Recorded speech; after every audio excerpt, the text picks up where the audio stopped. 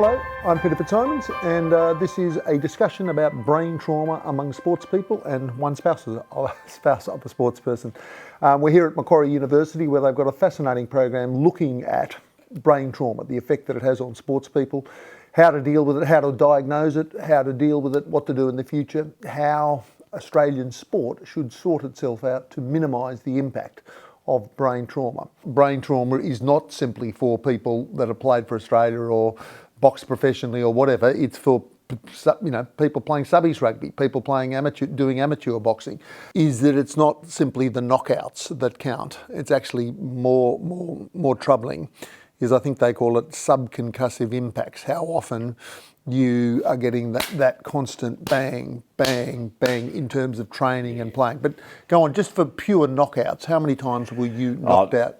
Okay, knocked out none. Oh. Seriously concussed 6 times. Right.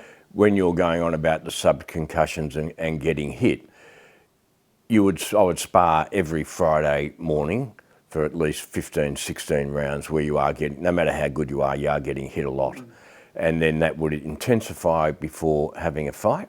And then, so in that area of that subconcussion, continuous hitting in the head, you'll probably get hit in the head maybe, I don't know, over the course of 2-3 weeks before a fight, maybe a few hundred times, which is pretty intense. Yeah. Knocked out and concussed. I was thinking if I wasn't completely unconscious, Play on. play on, 100%. So when I was playing, I mentioned being absolutely knocked out. It was against the French in the first test in 1990. Played on, and the coach put me back on. The doctor put me back on, and I wanted to play on, and I blame none of them. And the doctor, we had the naive view that while boxers could get damaged, we were footballers, and that somehow our brain would know the difference between a gloved fist, which was dangerous, and football running into each other. Whereas in rugby league, they talk about that a tackle in a rugby league, one man running flat out at another man hit, I'm told, is the equivalent of being in a small car running into a brick wall at 30 kilometres an hour with your seatbelt on. I know just from talking with friends and things like that in comparison to my schoolmates and friends that I have that have known me since we were at school together, that my memory is poorer than what it possibly should be. Right. And that concerns me. Michael can still get quite moody and just sometimes you're walking on eggshells because you're just like, oh. Francis, among wives and partners, how are you going? Yeah, well, we're just so lucky that Dr. Rowena has started a circle for partners and family members, and we had, we had a meeting, a get together a couple of weeks ago, and there were tears. There was a partner there that's had to leave.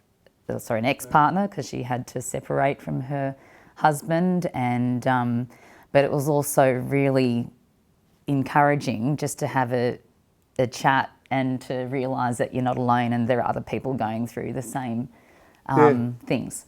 Once we sort of talked about the concussion or possible CTE, the light it was like the light went on, and we had all these answers for everything that we'd been experiencing. I think a lot of rugby league particularly will have real legal problems 20 years from now, because there'll be, and maybe rugby union, I don't know.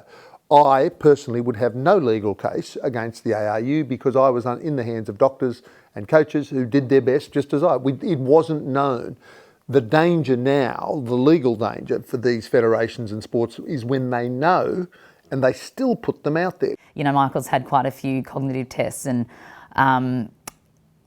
he had a score of 77 out of 100 for this. And I looked up what that meant. I thought, oh, that sounds awesome.